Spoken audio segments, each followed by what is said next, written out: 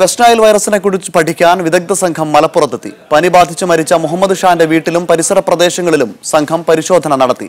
Culex കൊതുകുകളുടെ സാന്നിധ്യം സ്ഥിരീകരിച്ച സംഘം വൈറസ് ബാധ സ്ഥിരീകരിക്കാൻ സാമ്പിളുകൾ വിശദമായ പരിശോധനയ്ക്ക് അയക്കും. വെസ്റ്റ് നൈൽ പനി ബാധിച്ച് കുട്ടി മരിച്ച സാഹചര്യത്തിലാണ് പ്രദേശത്ത് വിശദമായ പഠനം നടത്തുന്നതിനു വേണ്ടി കോട്ടയം ആസ്ഥാനമായുള്ള വെക്ടർ കൺട്രോൾ റിസർച്ച് സെന്ററിലെ ശാസ്ത്രജ്ഞർ മലപ്പുറത്തെത്തിയത്. മരിച്ച 6 വയസ്സുകാരൻ മുഹമ്മദ് ഷാന്റെ അമ്മ വീടായ വെന്നിയൂരിലാണ് സംഘം ആദ്യ പരിശോധന നടത്തിയത്. വീട്ടുകാരിൽ നിന്ന് ശാസ്ത്രജ്ഞർ വിവരങ്ങൾ ശേഖരിച്ചു.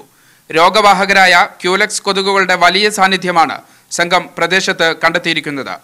കൊതുകുകളിൽ വൈറസ് ബാധ ഉണ്ടോയെന്നറിയാൻ കൊതുകുകളെ വിദഗ്ധ പരിശോധനയ്ക്ക് അയക്കും. മരിച്ച മുഹമ്മദ് ഷാന്റെ വേങ്ങരയിലെ വീട്ടിലും സംഘം പരിശോധന നടത്തി.